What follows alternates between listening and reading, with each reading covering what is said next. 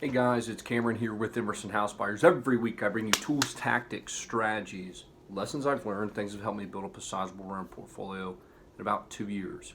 Today I want to take a question from Kyler. Kyler asked about our assignment contract. So I'm going to read the question and then we'll tackle it. This should be a fairly short video. So I just watched your video on assignment contracts. If you guys haven't seen that, check it out. It's in one of these top sections here. I'll show you the whole assignment contract and we can go through that. I walk through that in that video. And I understand that you are not an attorney. Thank you. I'm not an attorney. Do not play one on the internet. But from your experience in a case where a buyer backs out at the last minute, but they have already signed the assignment contract, are they now liable to close on the contract if it is post-option period where someone can back out without penalty? It's a good question. Very good question. I'm going to get a shot of Joe here. A shot of Go Juice. So there's basically two contracts you're having. You as the wholesaler have a contract with the seller, and that contract has your option period in it, right? So you'll have a 10, 15, 20-day option period with $100, $200, $500, whatever you want to do. And if you guys are unfamiliar with the TREC contract, check out the video up here where I go through the details of that TREC contract for you, which is the wholesale contract we use. So you have that option period with the seller. Let's just say in this example, Kyler, it's you and the seller. So you have 10 days until you have to forego your earnest money. We'll just use that as an example. Now, when you go out and get that contract and you start blasting out to your email list or any other buyers, then you're getting them to sign another contract. And them, I mean these new buyers or the end buyer. So you're going out, you're taking the assignment contract, and that is going to be signed with the end buyer. So they say, you send it out, blast it out to, I don't know, me, let's just say me, and I come and you send me a deal.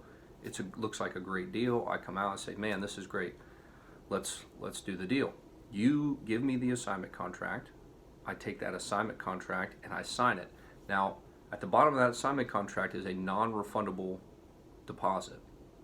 So if I back out, I lose, or i.e. you, Kyler, keep that non-refundable deposit.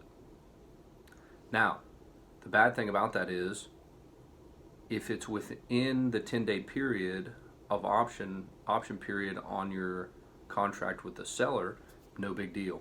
You can just say, okay, never mind. And you can't find another buyer? Fine, I'm done. Wash your hands, lose your option fee, keep the deposit money from the end buyer that backed out. If it's not, if it's after that 10-day period, well, now you either got to come back to the seller and try to write up a new agreement, or you're going to have to pay that earnest money. You either got to find another buyer, or you're going to have to pay the earnest money. But the good thing is, you can pay the earnest money with the deposit, the non-refundable deposit from the assignment. So you want to make sure that non-refundable deposit on your assignment contract is more than your earnest money on your TREC contract, right?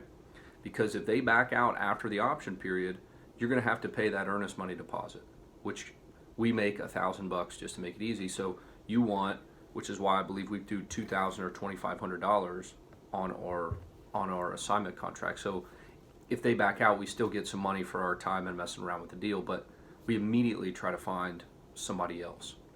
That is about all I can say about that. So to summarize, you have two contracts. You have one with the seller, which is the TREC contract, and then you have one with the end buyer, which is the assignment contract. If they back out of the assignment contract, you get the non-refundable deposit. Then you personally back out of the TREC contract within the option period, you just lose the option money. After the option period, you lose your earnest money. Now, you can always find more, try to find more in buyers, and that's what I would recommend. Try to have a couple lined up. maybe 2 or 3, especially if you're just starting and you're not sure on the end buyers. Are they going to close? Are they not going to close? Sometimes there are people who, unfortunately, unscrupulous investors who will come out and they'll actually wait until closing and then back out to try to get you down or try to go around you on the deal. So just be cognizant of who you're dealing with and make sure they're reputable and they've done business before. Don't do any business with any Nigerian princes or anybody that's only done one deal. Trust me, just try to get in with experienced folks, and they'll help you out. So I hope that was useful, Kyler. If it was, let me know. If it wasn't, let me know. Either way, I want to be able to help you out. And I hope this helped our other investors as well. So thanks, guys, for tuning in. I'll see you next week.